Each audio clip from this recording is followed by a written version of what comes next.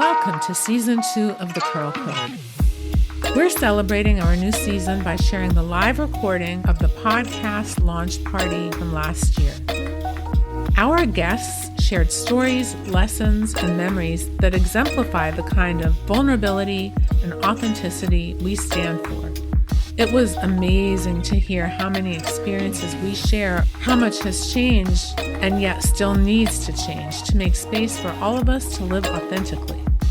Our time at that gathering was truly a gift, and one I am so honored to share with all of you now.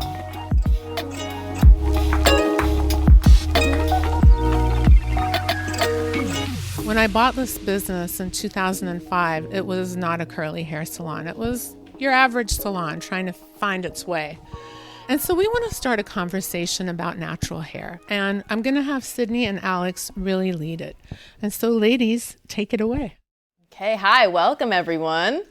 So as you guys know, I am Sid. I'm one of the stylists here at Oasis. Alex, one of the other stylists here. And the purpose of tonight is to really bring awareness to the dialogue and the culture around curly hair. I know the fact that every single person in this room, being a curly-headed person, has had their own experience with curly hair and has their own story to share behind that. So an open question, we would love for anyone who has an opinion, a voice to speak.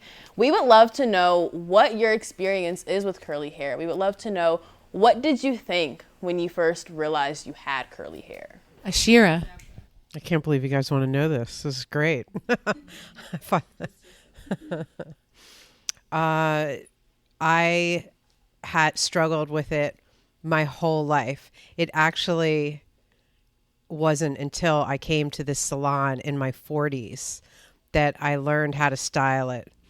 And I did everything. I went to the wrong people and got it cut and looked like I was called Elvis for a few years in school as a nickname because of that. I brush it. My mom was always trying to brush it. That did not work out well. I mean, I must have had every frizz product on the market and none of them work, right? Because, I didn't know how to use them. Washing all the time, so getting it blow dried straight as whenever somebody could, like a special treat. And then when I got older, I did Brazilians for years, straightening it because I did not know how to manage it. And understandable. I mean, no one teaches it, right? It's just something Nobody. that we're all given. I mean, curly hair is the dominant trait, and we're expected to either conform to societal norms and to change it, or deal with the frizz, deal with the unmanageability of it. From my late teens through my early mid-30s, I wore a lot of wigs, 3/4 pieces, and ponytails. Yeah, like that was how much I didn't know what to do. Like I said, not until my 40s when I came here. Yeah. Anyone else want to share their experience? That was Ashira, and now we have Deborah. I think I have always struggled with my hair, and it's just never been a big deal for me to have perfect hair. I think when I was in my teens, I liked to go swimming, and I would swim in the summer, and I'd look like straw, but it didn't matter because it wasn't all that important to me. And then when I graduated from business school, trying to look like the professional woman, I was living in Chicago and I went to this great salon and they blow dry my hair and I curl it and so on, and it looked great. And one day in particular, I went and I paid the several $100s to get my hair done, and I didn't have enough cash for a tip. So I said to my stylist, I'm going to run to the ATM. And I ran out to the ATM and I came back and she's like, is it raining? What happened to your hair? And I said, this is what happens all the time. Like, I leave here and it looks perfect, and I get out and it frizzes and it's this whole other thing. And she said, well, I can redo it. And I said, no, I'm okay with it. And I think that's the point at which I thought, get okay with it. You're spending far too much money. And then again, I loved my stylist. She was amazing. But her reaction was probably the reaction that I had, and that oh my God, I'm spending all this money and this is it. So I then accepted it and then started down the journey, and it is a journey. like what products to use, what's the right length, because back then it was longer. Do I go shorter? It's such a journey. And then when I start to go gray, like what do I color? We're still working through. I've had a couple of therapy sessions here, but it's an ongoing journey. But then so is pretty much everything in life. Yeah. I mean, I think Alex and I can both attest to the get okay with it. I know, Alex, you've had your own personal experiences growing up with what your hair is like and what that journey is. Exactly. So my realization of having curly hair wasn't that I had curly hair because I was told my hair was nappy. So I didn't realize I had curly hair until I finally got to a point after relaxing my hair for 20 years and fighting with my hair for my whole life that I was just like, I was learning my son's hair because he was about getting to be about a year old, and I was learning his curls, and I'm like, if I gave birth to him and he has curls, I probably got the same hair. So let me see what's up under here, if I leave these relaxers alone. And that's when I realized I had curly hair, and then the floodgates opened, and I was, scrounging YouTube and Instagram and TikTok for any wisdom I could find on curly hair, but I found a lot of good marketing, not really the wisdom I needed till I came to Oasis. Yes, that marketing piece. I mean, it gets every curly person, because again, we're being told to manage it, to tame our mane, and it's unrealistic for our hair. It's not what our hair is meant to do. Our hair is perfectly okay the way it is, and it needs more representation. And I mean, how many of us feel represented in the world with our natural texture? Realistically here. No one. It's not a thing. Not yet, at least. Allison. Okay, yeah, it was perfect. So growing up, I was one of 6 kids, and my brother nicknamed me Rattles because I had ratty hair. Like that's what because it was curly. My siblings had manageable hair.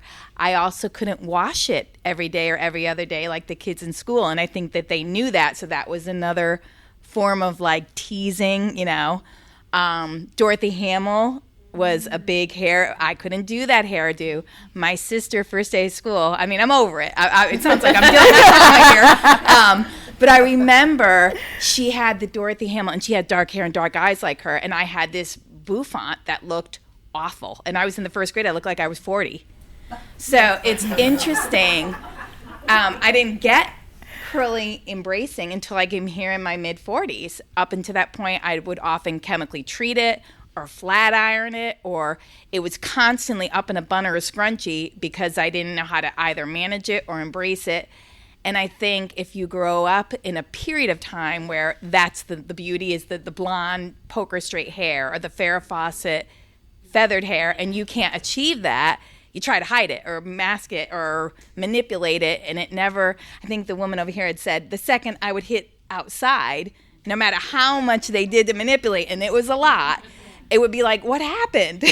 So it's great in this age of 2023 that I'm seeing more even curly-haired actresses on TV. That's a nice thing to see, because I used to try to find those individuals.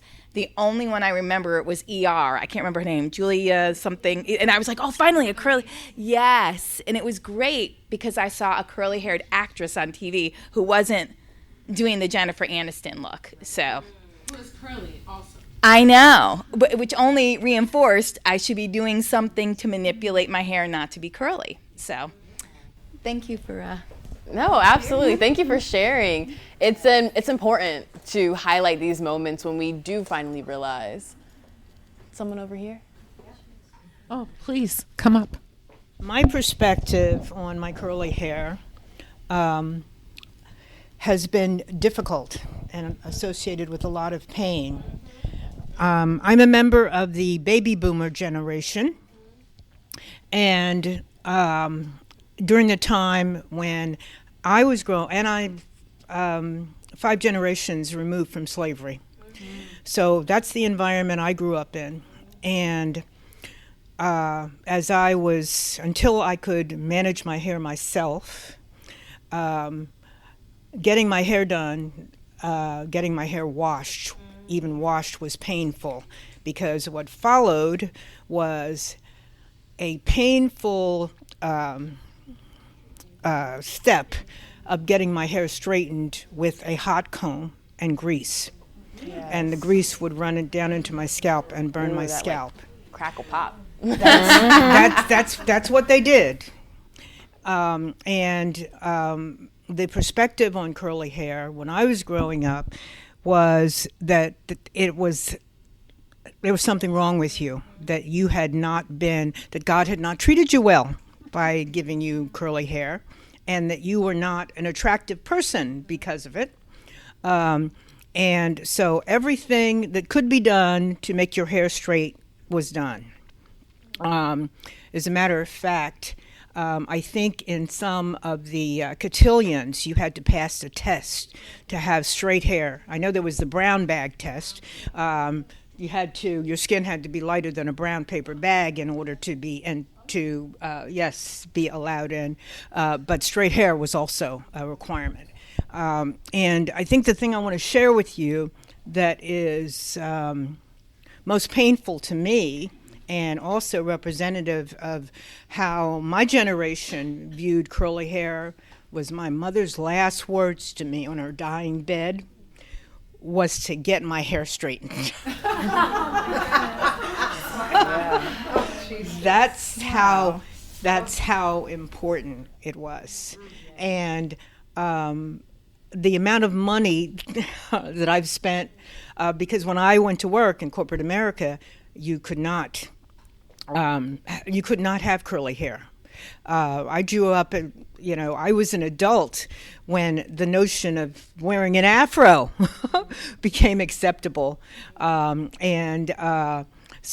when I came into corporate America, you couldn't do that. And particularly women, by the way, because there was a lot of bias. I went to work for AT&T, and the attitude toward women at that time was that only women of ill repute went to work. So in order to come into a company building, you had to have white gloves and a hat. And fortunately, I lived to see that change over time. But, so there was the feminine beauty aspects to deal with, and there was also I will call it the ethnic aspects to deal with. Mm-hmm. So I am so pleased to have witnessed that whole transformation and to discover that it's no longer considered that there's something wrong with you or that you're defective. As a matter of fact, I have girlfriends. I have a girlfriend who is blonde and blue-eyed. Her hair is curlier than mine. So a lot of those myths and attitudes have changed over time, and I just want to say, I'm glad of it. Yes, Joan. Thank you, Joan. Joan, you made some amazing points with your words. You had mentioned the cultural background, of course, but also the ancestral background of natural hair. And I'm sure for not only African American women, but for women of many different ethnic groups, women and men, people out there have experienced their, as Alex loves to say, their ancestral wisdom behind their hair, and the fact that people who were not of a certain standard in this country and in many other countries have experienced discrimination based off of their hair. I mean, even in the workplace, like you had mentioned, we have the Crown Act now that, banned the discrimination of natural hair textures in the workplace because it is that deep. And it goes so much deeper beyond that. I mean, Alex, I know you have your own experience with workplace discrimination of hair. Oh my gosh, yes. So I spent a good 8 years on active duty in the military. And the hair standards have come a long way, like as far as the inclusivity of it all. But back when I came in, I just can remember being in technical training school and having my hair out in like a little puff behind my hat and everything. And, a TI walked up to me and just was like, I bet if I put a ruler up to your hair, it's greater than 3 inches in bulk, which was the dress and appearance standard for women's hair. And I was just like, well, I can't really, that's my hair. What you want me to do? But it just, thankfully the standards have changed to a point where they include people whose hair is just naturally bulky and, we can live our lives now in a way that includes everyone instead of excluding people simply for the way their hair grows out of their scalp. Absolutely. And what Sydney's referring to, I don't know if you all are aware of what the Crown Act is. It is, what is it, an act that's being proposed, and it's going state by state, where people can wear you can't discriminate against natural texture in the workplace. Yeah. And of course, this goes for curlies of all types, but how many of you guys have, gotten ready for work one day and your curls had started to curl? Maybe you had recently gotten a blowout or some kind of straightening style, and then that little bit of frizz starts peeking through. That tiny bit of curl starts to show itself, and then you think, am I going to be questioned for how my hair looks? Is this professional? I mean, what defines professionalism? The way my hair is straightened or how I show up and perform my job? Good one. Absolutely. Yeah, and earlier I think, Ashira, you were saying, and for special occasions, I would get it straightened. We hear that so much. It's a special occasion. I have to get my hair straightened. Why don't you bleach your skin while you're at it, right? Or whatever else. I don't know, get a nose job. I mean, that's really what we're saying because it's part of our biological makeup. And so that's also, I think, what you're alluding to, Sydney, is, how do you feel represented in the world? How do you feel as far as curly hair and professionalism? I'd love to hear some thoughts around that. Hi, I'm Nichelle. I am a longtime believer in this space. It was this space that helped me to understand that I had a network of people that could help me overcome some of the trauma that I had that came along with the expectation of straight hair. I work at a predominantly white institution in Washington, D.C., and when I got my job, of course, I had to straighten my hair. And I definitely feel like there are these expectations that you're more professional. You are seen to be more validated if you have the straight hair. Coming into this space, coming into your support network, I just felt like I was available to combat some of the hurt that comes with denying aspects of my personality that come with the curly hair.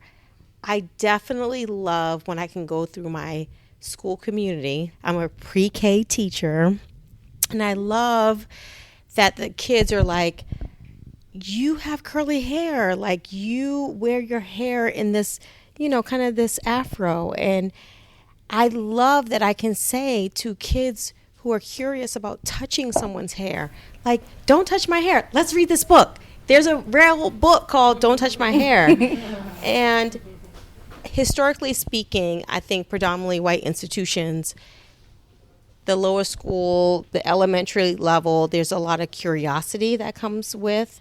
So I definitely know that the courage and the affirmation that I received in this space, and actually coming to appointments where I'm like, oh, okay, so everyone, the level of melanin is different. The people that come here, they all have this curly hair journey. And you're my sister. You're my people. And you embrace your journey in the same way that I do, in a way that I never did before. You open up the space for me to see that I'm not by myself. And as an early childhood professional, I only encourage individuals to be who they are. Beautiful, Nichelle. Thank you. And to go off, you made some amazing points about it's not just ethnic. I mean, how many white women with curly hair felt like they could not go to a non-white salon to get their hair done? How many of them felt uncomfortable walking in the door saying, they're not going to know how to treat my hair. They're not going to know what to do with my hair, right? And then let's switch that role. How many women of color have gone to a predominantly white salon and said, they don't know what to do with my hair? That wall is there. That ethnic wall is there throughout this entire community, and it is so much greater than it seems. The curly industry is one of the most beautiful things because we tried to break down that barrier. We tried to eliminate the divide between white and non-white people and say, you know what? Most people in this universe have curly hair. Why can't we come together and do it as one? Absolutely. I love those points, Michelle. Thank you.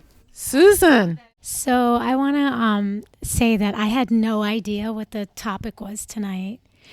And I think that was definitely not a coincidence. I had no idea about any of this hardship. And I've always wanted to have curly hair. And the fact of the matter is while you all were speaking, is like the person I want to date, I want him to have curly hair. And so I remember my mom used to buy these curlers, those foam pink curlers and the electric curlers, and you snap them in. And I used to always love like to put curlers in my hair and have curly hair. And I also I got perms as a kid, and they never looked as beautiful as your hair. I didn't have trauma over my hair, so I didn't walk around saying, oh, I'm feeling trauma because my hair is not curly. But I always thought curly-haired people were more fun. And you're correct. Isn't that right? And I was like, and I'm noticing I had all these biases and stereotypes, and I was just thinking about that. And I remember recently, so now that you're all talking about this, I really started to see more curly hair because I remember one time a woman had a beautiful, very high curly hair do experience, whatever. And I almost didn't tell her how beautiful her hair was because I was afraid to. And now I'm wondering why. I wonder why that was. And maybe I was picking up that there was some trauma behind the hair, or I didn't want to insult. Maybe it was the white divide, because this was a black woman.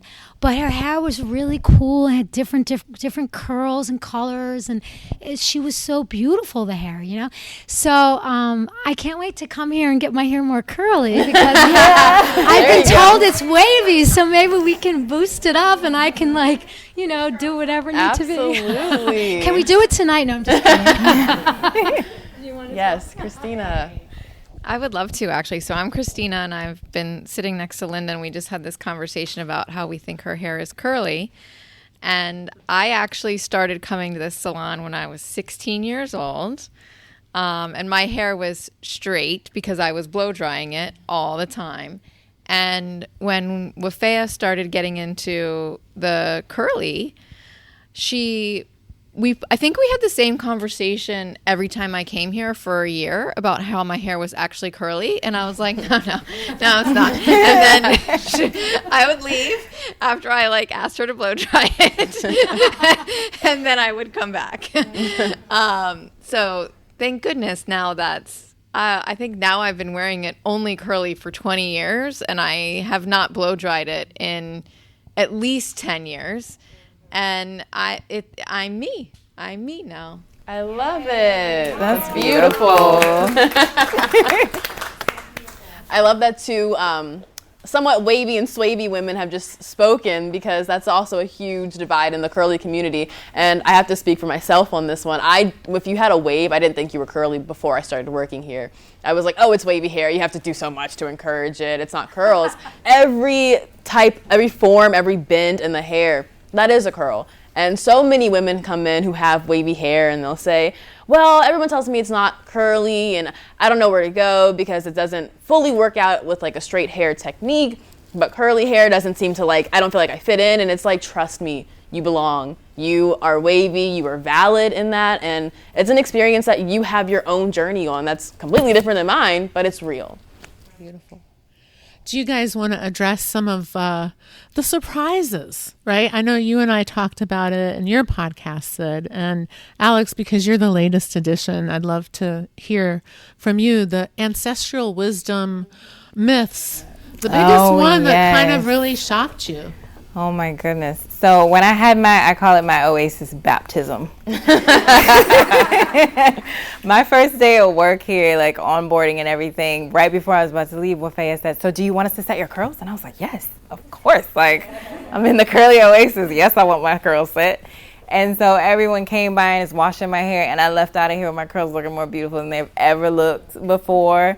And then I get home the next couple of days, and I'm like, so when do I oil my scalp? And, like, how do I maintain this and everything? And they're like, yeah, no oils. So much of what we were taught all our lives to grease our scalps, to seal in the moisture with heavy oils and things, like a lot of it is just that. It's ancestral wisdom. But ancestral wisdom is really based in your ancestors doing the best they could with what they had. And, we had to grow from that place. So when I got here is when a lot of that growth happened. Because I had been taught to, use the blue magic, the grease with the petrochemicals and the synthetic fragrances and the microplastics, all the things we tell y'all not to do. Is what I have been doing my whole life. So definitely that really helped make me a believer, was my own journey since I got here, learning to like the truth versus like what I had been taught all my life. Well, and greasing your scalp, that's such an interesting concept because, we have sebaceous glands that are producing oil.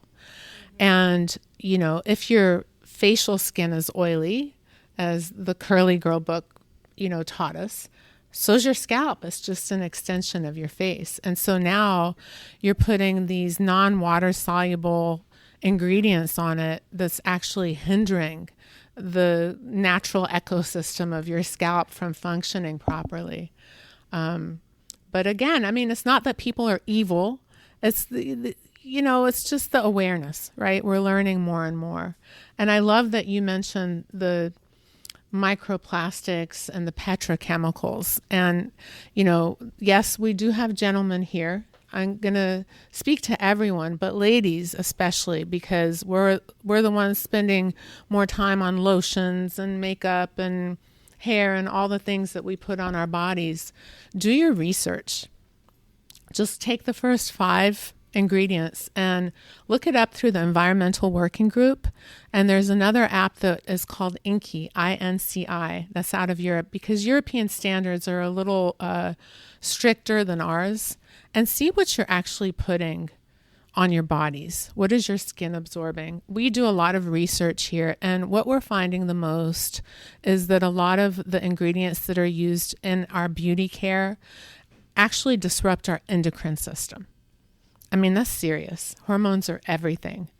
And, just do the research. And we're finding also that in brown and black communities, there are more incidents and risks of cancer that is linked to disruption of the endocrine system. And again, manufacturers are not evil, but we do vote with our dollar. And so if we can take the time to become aware and educated and start making more demands and supporting companies that are taking these things more seriously, then eventually there will be a tidal wave and everything will change. Yeah, absolutely. It's time for change. And I think that's something that is heavily focused on in the curl community. In the world in this day and age, realistically, we are moving forward. And that's one thing that we have to do with our hair is to move forward. We cannot continue to be held to these standards. Yes, Luby. I want to say that Wafat changed my life because as a public speaker, and I always said, I need to look professional. And to look professional meant I had to go get my hair straightened and do the whole thing of getting it rolled, blow dried, ironed to look good, right? Yeah. To look right, to fit in what was considered professional.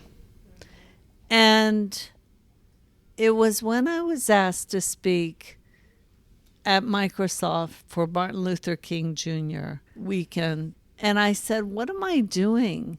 Am I going to go, and as one of the speakers said, am I going to be authentically me, or am I going to be what so-called others think I should be.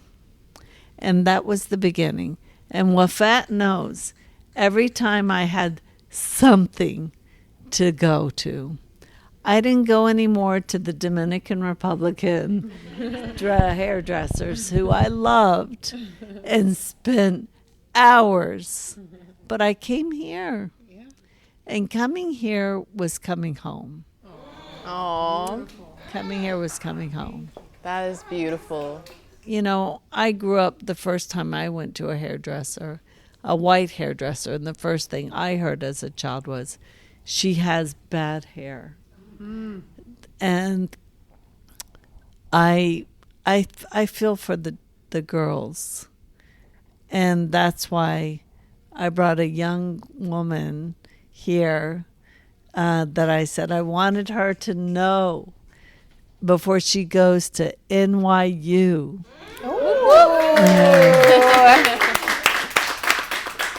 Catty, I said, I want you to be here. I want you to hear what they've got, because this is something that mattered to me that I wish I knew at 18. So we pass it forward. Beautiful. So thank you. Thank you. Thank you, Ruby. And I just want to say, you know, she's giving me credit, but really it is a collective. And there are curl specialists all over the country. It is definitely growing more and more. Not enough, but I do want to make that clear that is something that is happening in the world. Yes, absolutely. And Luby, you made numerous amazing points. For one, thank you so much for sharing and bringing someone into this space. I think that's a lot of times people, you know, get told about these spaces, and that's really how we start.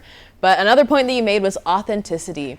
And I would love to hear anyone who would love to share their story about how authentic they felt prior to understanding their curls. I know for myself, there was a point when I was getting relaxers and straightening, and then you ask yourself, how authentic do I feel, or do I feel like I'm fitting into a mold? This is Ashira again. Hello, Ashira. There's just one thing that I want to say about this, which is that I always felt like there was a part of me that was a fraud because of, like, there's embarrassment and this like hiding, and I had to change things.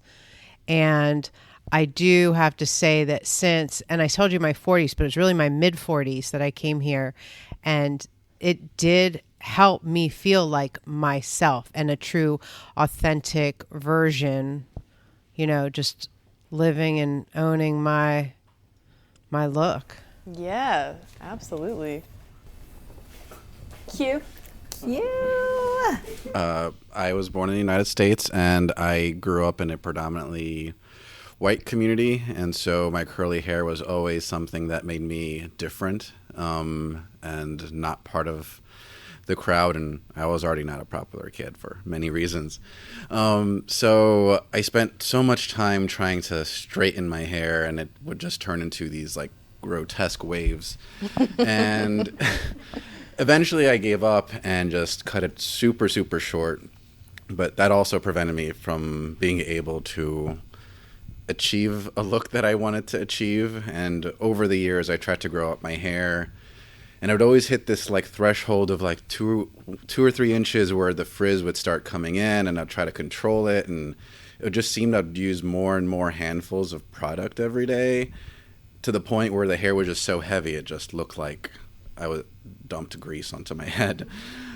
And then I gave up for a long time until the pandemic hit and my hair grew out, and I was debating cutting it, and I was like, you know what, let me check out a place that focuses on curly hair. And I just Googled this, and this place was only 10 minutes from where I lived, luckily, and came here, and it was really transformative. I walked through those doors, and being able to grow out my hair and just get that little extra boost of confidence that I needed really had a big impact in me, just being able to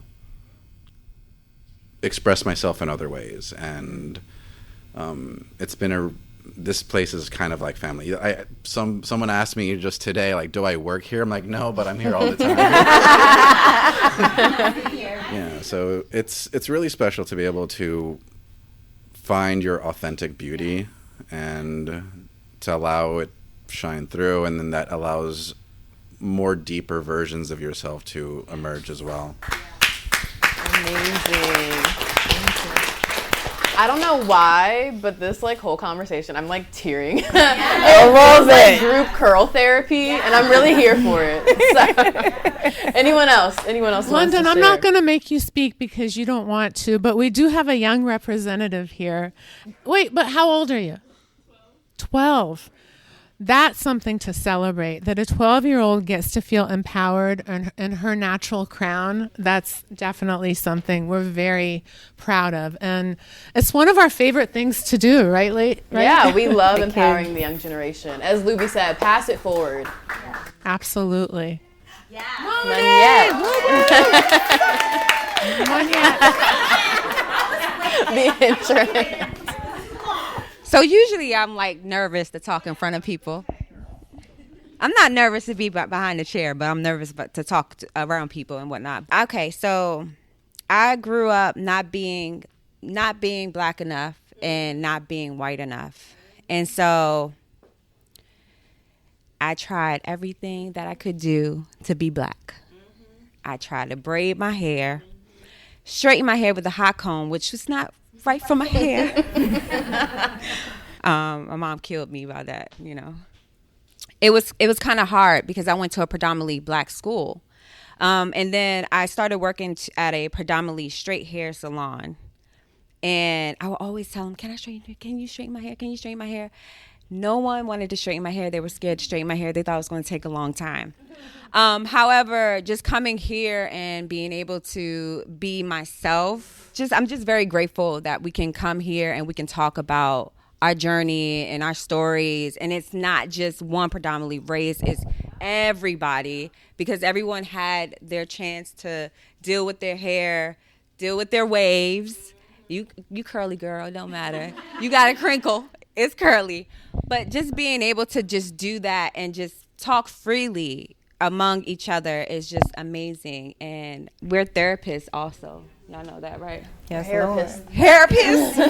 So, thank you for letting me talk. I usually don't talk. I wasn't going to talk, but thank you. Beautiful. Love you. We thank you guys all for your time today. It is so appreciated to hear everyone's insight and their voices. We want you to know your voice is always heard, especially in this space. And just to constantly remember that it's a collective. It's a collective effort. It's a collective space. And it takes each individual person, each individual curly, wavy, swavy, whoever you are, to embrace and empower not only yourself, but really the future generation. So thank you guys so much. Beautiful. Thank you. Thank you, everyone. The Curl Code is brought to you from the Oasis Curl Salon in Rockville, Maryland, hosted by the one and only Wafea Abdallah. If you like the show, please leave us a 5-star rating, and if you've got some nice things to say, go ahead and leave us a review. But most importantly, please share the show with anyone you think would enjoy it. Learn more about Curly Oasis at www.curlyoasis.com and continue your curl education journey by finding them on Instagram and YouTube. The Curl Code is a Say More production.